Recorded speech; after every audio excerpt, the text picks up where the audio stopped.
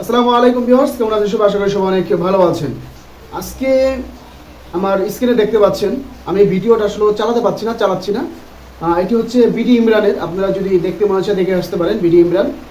BD Imran মূলত একটি page চালায়, ইউটিউব চালায়। তিনি কন্টেন্ট ক্রিয়েটর এবং বহুল আলোচিত সেই তোহা জান্নাতের যেই ভাইরাল ভিডিওর যে তোহা জান্নাত, সেই তোহা জান্নাতের হাজব্যান্ড, তিনিও দুজনে মিলে, আরও কিছু টিম মেম্বার মিলে তারা প্রবাসীদেরকে নিয়ে ভিডিও বানাচ্ছিল।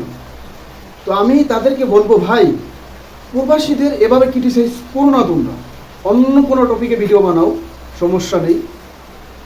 প্রবাসীদের নিয়ে এভাবে ভিডিও তোমরা বানাবা না, এত ছোট তোমরা প্রবাসীদের করো না। তোমরা যে ভিডিওগুলি বানাচ্ছ, যে মেসেজগুলি বানাচ্ছ, তাতে তোমাদের মনের আক্রোশ কিছুটা বোঝা যায় যে তোমরা প্রবাসীদের কিভাবে দেখো। তোমরা দেশে বসে ইনকাম করো, সেটা ঠিক আছে, তোমরা একটা আর্নিং করো, দেশের উন্নত রাখো, সেটা আমি মানি। কিন্তু প্রবাসীদের এভাবে ভাই ক্রিটিসাইজ করো না তোমরা। তারপরে ভিডিওটা মূলত আমরা একটু দেখি, ছোট আকারে আমি দেখাই। What a long Sage man. প্রবাসী ভাইদের মন থেকে অনেক বড়, বিশাল বড়। আপনি যা, এখন চলে যা। Sorry big brother, I respect you, don't accept my sorry, please service our home and.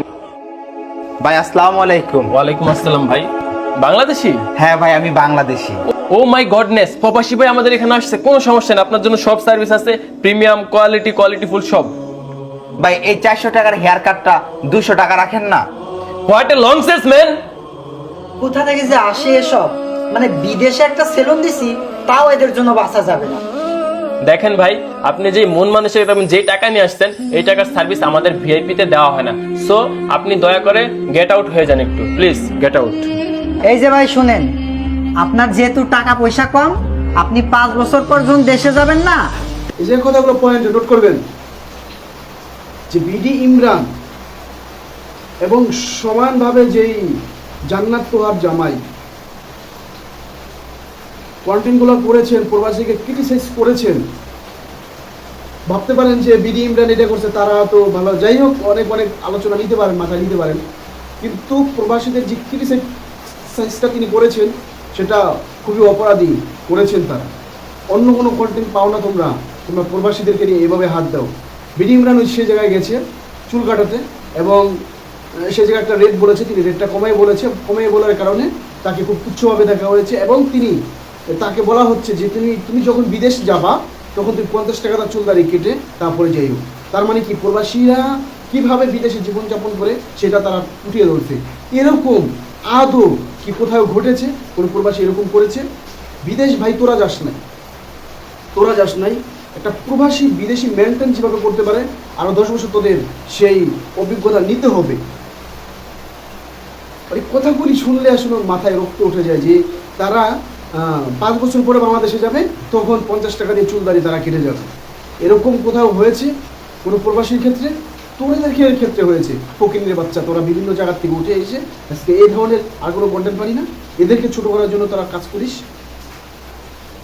তিনি সেলুনে গেছে, একটা রেট বলছে, তিনি বাহিরে কোথায়ও দামাদামি মূলানের কোনো অপশন নাই, রেট থাকে, রেট। বিদেশ বুঝিস তোরা, একটা রেট দেওয়া থাকে, সেই রেট অনুযায়ী মালামাল আনতে হয়। আমরা বাংলাদেশে যারা ফকির নিয়ে আছি, তারা হচ্ছে 10 টাকা মাল 3 টাকা বলি, দামাদামি বলি, তারপরে নেই। বিদেশে এই ধরনের সিস্টেম নাই বেটা। জীবনে গেছিস, এই ধরনের কোনো সিস্টেম নেই। সে জায়গায় ফিক্সড রেট করা থাকে, চার্ট করা থাকে, সেই চার্ট অনুযায়ী তারা সেই সেলুনে যায়। তোরা সেলুনে কয় টাকা দেওয়া চুল কাটোস? একটা প্রবাসী সেলুনে গেলে বাংলাদেশি টাকা 700 টাকা 800 টাকা খরচ যায়। তো সেই ক্ষেত্রে নর্মালে গেলে তোরা কয়জন যাস সেই সেলুনে? তোরা সবসময় মহল্লায় হয়তো বা ভিডিও বানানোর ক্ষেত্রে 2-1টা ভিডিও তোরা করতে যাস, সেটা প্রমোশন করার জন্য। কিন্তু তোরা তো মহল্লা সেলুন থেকে সেই 100 টাকার চুল কাটিস। তোরা একটা প্রবাসী যদি চুল কাটাতে যায়, সেই ক্ষেত্রে তার বাংলাদেশি টাকার বিল আছে প্রায় 600 থেকে 700 টাকা চুল কাটার বিল। তো সেই জায়গায় তুই তাদেরকে এইভাবে ছোটো করতেছিস। এবং পরবর্তীতে তিনি আরও অনেক ক্রিটিসিজের কথা হয়েছে, সেটা আপনারা দেখে আসবেন। তো আমি বলতে চাই, বিডি ইমরান, তুমি অনেক সমালোচিত হয়েছ। তোমরা এভাবে বিশেষভাবে প্রবাসীদের ক্রিটিসাইজ করো না, তাহলে পরিস্থিতি বেশি ভালো হবে না। অন্য কোনো কন্টেন্ট পাও নাই, এত নিচ্ছ প্রবাসীদের দেখছিস তো না? হ্যাঁ, আসলে এদের ব্যাপারে কি বলবো, এরা আসলে লিমিট ক্রস করে ফেলেছে। এদের ভিউজ দেখবেন বেশিরভাগ প্রবাসীরা, সেই প্রবাসীদেরকে নিয়ে কি উল্টা পাল্টা তারা ভিডিও তৈরি করে। বা চিন্তা করলি না যে এরাই তো আমার ভিডিওগুলি দেখে, বাংলাদেশি কজনে দেখে, প্রবাস থেকে বিভিন্ন দেশ থেকে তাদের ভিডিওগুলি দেখে। তো সেই ক্ষেত্রে তাদেরকে এত ক্রিটিসাইজ করলে তোরা কিভাবে? আসলে যারা ফকিন্নি টোকাই এদের পরিচয় এরকমই থাকে। কারণ একটা প্রবাসীর সাথে তুলনা দেশ তুই, একটা প্রবাসীর বাইরের যে নলেজ রাখে আছে, সেই নলেজ আগামী 10 বছর তোর লাগবে অর্জন করতে। আজকে এই জায়গায় বিদায় নিচ্ছি, ভালো থাকবেন, আসসালামু আলাইকুম। এবং আমি সবসময় বলি প্রবাসীদেরকে ভালোবাসেন। প্রবাসীরা বাংলাদেশের বাইরে যায়, কাজ করে খায়, কাজের ক্ষেত্রে নিম্ন হতে পারে, সিনিয়র হতে পারে, কিন্তু ভাই তাদের পলিসি, তাদের মেনটেনেন্স যেভাবে চলে সেভাবে ভাই তোমরা এখনো চলতে পারো না। সেই পর্যায়ে বাংলাদেশের যায়ও নাই।